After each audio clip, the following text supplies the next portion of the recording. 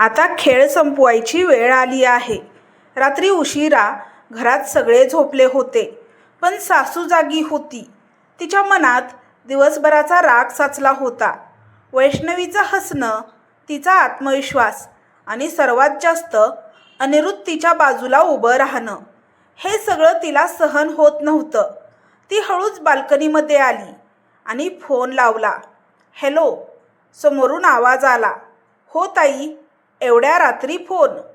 ती काही क्षण शांत राहिली, मग हळू पण ठाम आवाजात म्हणाली, आता खेळ संपवायची वेळ आली आहे. फोनच्या दुसऱ्या बाजूला थोडी शांतता पसरली. काय झालंय पुन्हा? तिचा भाऊ शरद म्हणाला, तुझ्या कंपनीमध्ये जी वैष्णवी आहे ना, ती माझी सून आहे. ती म्हणाली, हो माहीत आहे, तो आधी सांगितलं होतंस, पण आता काय? तिचा आवाज अचानक कडक झाला. तिला पुढे जाण्यापासून थांबवायचं आहे. ताई, कंप्लेंट वगैरे करून काही उपयोग नाही. मागच्या वेळी क्लिअर झाली ती. ती हलकसं हसली. यावेळी कंप्लेंट नाही करायची. यावेळी तिचं कामच तिच्या विरोधात वळवायचं आहे. शरद काही क्षण शांत राहिला. तू काय म्हणतेस एक्झॅक्टली? तिचा प्रोजेक्ट, तिचा डेटा, क्लायंट सगळं डिस्टर्ब कर. वरून काहीही दिसायला नको, पण आतून सगळं कोसळलं पाहिजे. शरदचा आवाज थोडा संकोचलेला झाला. ताई, हे डेंजरस आहे. ती अचानक भावनिक झाली. डेंजरस? माझं आयुष्य काय होतं माहिती आहे तुला? तो शांत झाला.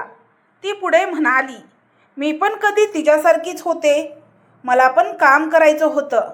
माझी स्वप्न होती. तिचा आवाज हळूहळू तुटायला लागला. पण लग्नानंतर मला थांबवलं गेलं. सासऱ्यांनी सांगितलं, घर सांभाळ. नवऱ्याने एकदाही माझी बाजू घेतली नाही. मी बाहेर पडायचं स्वप्न पाहिलं, पण मला 4 भिंतीतच बंद केलं गेलं. म्हणे आमचं मोठं कुटुंब आहे. आमच्या घरातील स्त्रिया बाहेर काम करत नाहीत. तिचा आवाज आता रागाने भरला होता. आणि आज ही मुलगी सगळं मिळवते. जॉब, फ्रीडम, आणि माझा मुलगाही तिच्या बाजूला उभा आहे. मला तेच बघवत नाही. फोनवर शांतता पसरली. शरद हळू आवाजात म्हणाला, तुला काय हवं आहे? ती सरळ म्हणाली, तिचं करिअर थांबायला हवं. थोडा पॉज. ठीक आहे, शरद म्हणाला, मी बघतो. फोन कट झाला. त्या क्षणी तिच्या चेहऱ्यावर एक थंड समाधान होतं. आता बघते किती स्ट्रॉंग आहेस तू.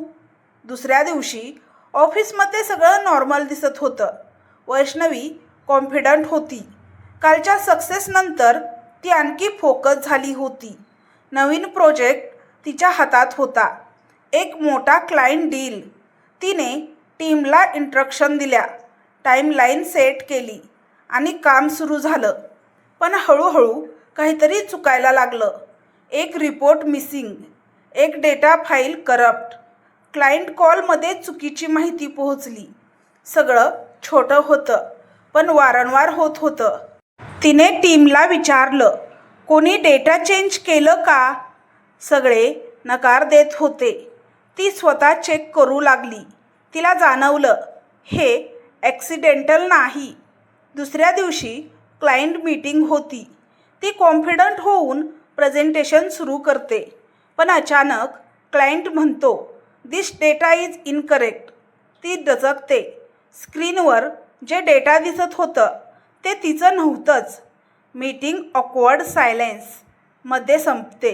ती बाहेर येते. हात थरथरत असतात. हे कोण करतंय?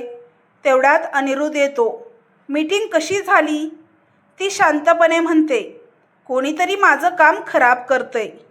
तो लगेच सिरियस होतो. Are you sure? हो. आणि हे रँडम नाही. तो लगेच म्हणतो, मी चेक करतो. त्या रात्री अनिरुद्ध सिस्टम लॉक पाहतो. Access history, change, internal routine, आणि त्याला एक पॅटर्न दिसतो. काही चेंजेस एका स्पेसिफिक आय डीवरून होत होते. तो आय डी पाहतो, शरद डी. तो स्तब्ध होतो. मामा. घरी आल्यावर अनिरुद्ध थेट सासूकडे जातो. आई, तू शरद मामाला इन्व्हॉल्व केलं आहे का? सासू काही क्षण शांत राहते, मग सरळ म्हणते, हो. का? तो जोरात विचारतो. तिचा आवाज पुन्हा भावनिक होतो. कारण मला वैष्णवी जॉब करत आहे हे बघायचं नाही. ती पुढे म्हणते, मी जे सहन केलं, मी या घराची सून आहे आणि तीही. पण फरक एवढाच आहे, तिला सगळं मिळतंय, मला काहीच मिळालं नाही. मला फ्रीडम नव्हती, मला आवाज नव्हता. आणि आज ती फ्रीली जगते आणि तू तिच्यासाठी उभा राहतोयस. तिचा आवाज तुटतो. माझ्यासाठी कुणी उभं राहिलं नव्हतं. शांतता. तेवढ्यात वैष्णवी दारात उभी असते. तिने सगळं ऐकलं असतं. ती हळूच पुढे येते. तिच्या डोळ्यात अश्रू असतात, पण राग नाही. तुम्हाला दुखावलं गेलं हे मला समजतं. सासू तिच्याकडे पाहते. पण म्हणून तुम्ही माझं आयुष्य तोडणार? ती पुढे म्हणते, मी तुमची शत्रू नाही, मी तुमच्यासारखीच एक मुलगी आहे. त्या क्षणी सासू काही बोलत नाही. रात्री वैष्णवी बाल्कनीमध्ये उभी असते. ती इमोशनली थकलेली असते. मी किती वेळा स्वतःला वाचवणार? अनिरुद्ध तिच्या बाजूला येतो. तू एकटी नाही आहेस. ती हसते. आज वाटतंय की आहे. तो तिच्याकडे पाहत म्हणतो, नाही, मी आहे. ती त्याच्याकडे पाहते. का? तो थोडा थांबतो. कारण मला तुझी काळजी वाटते. ती हलकसं हसते. फक्त काळजी? तो तिच्या डोळ्यात बघत म्हणतो, नाही, त्यापेक्षा जास्त आहे. त्या क्षणी दोघांमध्ये काहीतरी बदलतं. ती काही बोलत नाही, पण तिच्या चेहऱ्यावर उत्तर दिसतं. खाली सासू उभी असते. ती वर बघते. तिच्या चेहऱ्यावर अजूनही हार नसते. फक्त एक विचार, हा शेवट नाही. आता खरी लढाई सुरू झाली आहे. कधीकधी सत्य लपवलं जातं, पण ते कायमचं लपून राहत नाही. योग्य वेळ आली की ते स्वतःचा मार्ग शोधतं. दुसऱ्या दिवशी सकाळ. वैष्णवी आरशासमोर उभी होती. डोळ्यात निर्धार होता. काल जे काही घडलं, सासूचा कबुली जवाब, मामाचा इन्व्हॉल्वमेंट, आता हे सगळं फक्त मनात ठेवायचं नव्हतं. आज सत्य बाहेर आणायचं. ती मनाशी म्हणाली. ऑफिस. वातावरण नेहमीसारखं होतं, पण वैष्णवी बदलली होती. ती थेट तिच्या डेस्कवर बसली नाही. ती सरळ IT डिपार्टमेंटमध्ये गेली. मला लास्ट फ्यू डेजचे सिस्टम लॉग पाहिजेत, ती म्हणाली. IT स्टाफ थोडा कन्फ्यूज झाला. Any issue? ती शांतपणे म्हणाली, हो, आणि मला ते प्रूव्ह करायचं आहे. काही वेळात लॉग समोर आले. तिने प्रत्येक एंट्री बारकाईने पाहायला सुरुवात केली. डेट, टाईम, युजर ID आणि मग पुन्हा तेच नाव, शरद डी. तिचं हृदय जोरात धडधडलं. हेच आहे. तिने सगळं प्रूफ कलेक्ट केले. Screenshot, access, record, modified files. आज ती फक्त स्वतःसाठी लढत नव्हती, ती सत्यासाठी उभी होती. तेवढ्यात HR कडून कॉल आला. Vaishnavi, management want to see you. Conference room. सगळे सिनियर उपस्थित होते. Vaishnavi, your project in under question, एक सिनियर म्हणाले. ती शांतपणे उभी राहिली. Sir, before you conclude anything, I want to show something. तिने लॅपटॉप कनेक्ट केला. लास्ट फ्यू डेजमध्ये जे चेंजेस झाले ते मी केले नाहीत. स्क्रीनवर लॉग दिसायला लागले. ते हे बघा, हा युजर ID शरद डी. या ID वरून मल्टिपल चेंज झालेत. खोलीत कुजबूज सुरू झाली. आणि हा ॲक्सेस पॅटर्न नॉर्मल नाही, हा डेलिब्रेट मॅनिप्युलेशन आहे. एक सिनियर गंभीर झाला. हु इज शरद? त्या क्षणी दरवाजा उघडला. अनिरुद्ध आत आला. तो सरळ म्हणाला, शरद इज माय अंकल. खोलीत पूर्ण शांतता पसरली. मीनिंग इंटरनल इंटरफेरन्स, एक सिनियर म्हणाला. अनिरुद्धने मान हलवली. हो, आणि मला वाटतं हे जाणीवपूर्वक नुकसान पोहोचवणारं आहे. वैष्णवी शांतपणे उभी होती. ती काही बोलली नाही, कारण आज तिच्यासाठी अनिरुद्ध बोलत होता. मॅनेजमेंटमध्ये डिस्कशन सुरू झाला. काही मिनिटांनंतर, Vaishnavi, you are cleared. Project redesignated. Sharad will be under investigation. त्या क्षणी तिच्या मनावरचा भार हलका झाला. ती बाहेर आली. डोळ्यात पाणी होतं, पण यावेळी ते अभिमानाचं होतं. अनिरुद्ध तिच्या बाजूला आला. तू केलं. ती हलकसं हसली. आपण केलं. घरी आज वातावरण वेगळंच होतं. सासू हॉलमध्ये बसली होती. वैष्णवी आत आली. दोघींची नजरानजर झाली. सगळं कळलं असेल, वैष्णवी शांतपणे म्हणाली. सासू काही बोलली नाही. अनिरुद्ध पुढे आला. आई, आता थांबा. सासूचा आवाज हळू होता. मी चुकीचं केलं. तिने मान्य केलं, पण ती पुढे म्हणाली, माझा राग खोटा नव्हता. वैष्णवी त्यांच्याकडे पाहत होती. मी जे जगले ते तू जगायला हवं असं मला वाटतं, पण तुम्हाला दुःख झालं म्हणून सगळ्यांनीच दुःख सहन करायचं असं तुम्हाला वाटतं का? वैष्णवी शांतपणे म्हणाली. त्या क्षणी दोघींमध्ये पहिल्यांदाच खरी कन्व्हर्सेशन झाली. सासूच्या डोळ्यात पाणी आलं. मी माझं आयुष्य गमावलं आणि मला वाटतं, वैष्णवी पुढे आली, मी तुमचं दुःख समजू शकते, पण मला माझं आयुष्य स्वतंत्र जगायचं आहे. माझी सर्व स्वप्न पूर्ण करायची आहेत आणि मी ती करणारच. त्या एका वाक्याने सगळं बदलायला सुरुवात झाली. रात्री बाल्कनीमध्ये वैष्णवी आणि अनिरुद्ध एकत्र उभे होते. आज सगळं बदललं, ती म्हणाली. तो हसला. हो, पण अजून खूप बाकी आहे. ती त्याच्याकडे पाहत म्हणाली.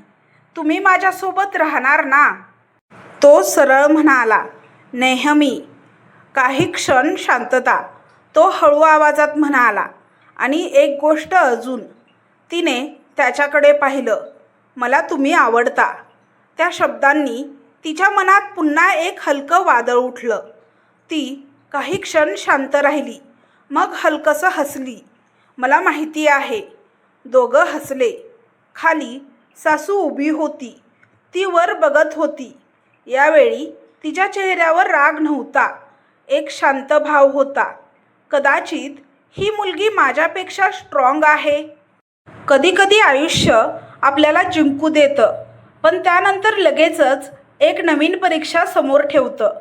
जणू सांगत असतं, तू तयार आहेस का पुढच्या पायरीसाठी? सकाळ. घरातलं वातावरण बदललेलं होतं. पूर्वीसारखा कडवटपणा नव्हता, पण पूर्ण शांतताही नव्हती. एक नवीन समतोल तयार होत होता. वैष्णवी किचनमध्ये आली. सासू आधीच काम करत होती. दोघी काही क्षण शांत राहिल्या. चहा बनवू का? वैष्णवीने विचारलं. सासूने तिच्याकडे पाहिलं आणि हलकसं म्हणाली, हो, बनव. तो टोन वेगळा होता. ना टोमणा ना कटुता. वैष्णवी चहा करत होती. सासू तिच्याकडे पाहत होती, जणू काहीतरी समजून घेण्याचा प्रयत्न करत. आज ऑफिसमध्ये काही मोठं आहे का? सासूने विचारलं. वैष्णवी थोडी थांबली. हो, नवीन रिव्ह्यू आहे. हं. सासूने मान हलवली. काळजी घे. ती थोडी सरप्राईज झाली. हा बदल अजूनही तिला फुल्ली ॲक्सेप्ट होत नव्हता. ऑफिस. आज वातावरण पुन्हा प्रोफेशनल टेन्शनने भरलेलं होतं. HR ने अनाऊन्स केलं होतं, रिजनल हेड येणार आहेत आणि सगळ्या प्रोजेक्टची रिव्ह्यू होणार आहे. सगळे अलर्ट झाले. वैष्णवी तिच्या डेस्कवर बसली होती. तिच्यासमोर फाईल, रिपोर्ट, प्रेझेंटेशन. पण तिच्या मनात एकच विचार, ही अजून एक परीक्षा आहे. तेवढ्यात अनिरुद्ध तिच्या केबिनमध्ये आला. रेडी? तो हलकसं हसत म्हणाला. तिने त्याच्याकडे पाहिलं. तुम्ही बॉस म्हणून विचारताय की? तो हसला. दोन्ही. तीही हसली. थोडी नर्वस आहे. तो शांतपणे म्हणाला, नर्वस असणं ठीक आहे, पण तुझी तयारी स्ट्रॉंग आहे. तिने विचारलं, जर काही चुकलं तर? तो काही क्षण थांबला. तू चुकू शकत नाहीस, तो म्हणाला. तिच्या ओठांवर हलकसं हसू आलं. तो तिच्यासाठी आहे, पण तिला स्वतः प्रूव्ह करावं लागणार आहे. Meeting room. रिजनल हेड आले होते. त्यांचा अपीअरन्सच वेगळा होता. Strict, sharp, no nonsense. Let's begin, त्यांनी थेट सांगितलं. एकामागून एक प्रेझेंटेशन सुरू झाले आणि मग वैष्णवी. ती उठली. आज तिच्या मनात भीती नव्हती, पण प्रेशर होता. तिने प्रेझेंटेशन सुरू केलं. कॉन्फिडन्स, क्लॅरिटी, पण यावेळेस स्टेक्स जास्त होते. रिजनल हेड मध्येच थांबवत म्हणाले, डेटा जस्टिफाय करा. तिने लगेच उत्तर दिलं, टाईमलाईन रिअलिस्टिक आहे. का? तिने एक्सप्लेन केलं. Risk factor. ती थोडी थांबली, मग शांतपणे सांगितलं. खोलीत शांतता पसरली. गुड, ते म्हणाले, पण इम्प्रेस झालो नाही अजून. तो शब्द चॅलेंज होता. मीटिंग संपली. सगळे बाहेर आले. वैष्णवीचा श्वास जरा जड झाला होता. कसं झालं? अनिरुद्धने विचारलं. ती हसली. पास, पण टॉपर नाही. तो हसला. अजून एक्झाम बाकी आहे. त्या क्षणी त्यांच्यातलं नातं अजून कम्फर्टेबल झालं होतं. संध्याकाळ. घरी सासू हॉलमध्ये बसली होती. काय झालं रिव्ह्यू? तिने विचारलं. ठीक झालं. सासूने तिच्याकडे पाहिलं. तू स्ट्रॉंग आहेस, मॅनेज करशील. तो विश्वास पहिल्यांदाच वैष्णवीने हलकसं हसत मान हलवली. रात्री बाल्कनी. दोघं एकत्र उभे होते. आज तू खूप चांगलं हँडल केलं, अनिरुद्ध म्हणाला. ती हसली. तुमच्यामुळे. तो लगेच म्हणाला, नाही, तुझ्यामुळे. दोघं काही क्षण शांत राहिले. तिने हळू आवाजात विचारलं, आपण खरंच मॅनेज करू शकतो ना हे सगळं? तो तिच्याकडे पाहत म्हणाला, आपण आधीच करत आहोत. त्या क्षणी तिने पहिल्यांदा ओपनली त्याच्याकडे पाहिलं. मला भीती वाटते, ती म्हणाली. मी आहे ना, तो शांतपणे म्हणाला. ती हसली. आणि तू? तो विचारतो. ती थोडी थांबली. मी पण आहे. त्या एका वाक्याने त्यांच्यातलं नातं अजून मजबूत झालं. खाली सासू उभी होती. ती वर बघत होती. यावेळी तिच्या चेहऱ्यावर वेगळाच भाव होता. ना राग, ना कंट्रोल. फक्त एक विचार, कदाचित हे नातं मी तोडू शकत नाही. तिच्यात मला माझंच रूप दिसतं. दुसऱ्या दिवशी ऑफिस. रिजनल हेडने अनाउन्समेंट केलं. फायनल डिसिजन एका स्पेशल प्रोजेक्टवर होईल. जो हा प्रोजेक्ट सक्सेसफुली लीड करेल तो पुढे जाईल. सगळ्यांच्या नजरा वैष्णवीकडे वळल्या. ती शांत होती, पण आतून तयार होती. पुढे काय होईल? हा स्पेशल प्रोजेक्ट तिच्यासाठी संधी असेल की ट्रॅप? अनिरुद्ध न्यूट्रल राहील का? आणि हे नातं आता किती खोल जाईल? जाणून घेण्यासाठी चॅनलला सबस्क्राईब करा व भाग 5 नक्की पहा. व्हिडिओ पाहिल्याबद्दल तुमचे मनापासून धन्यवाद.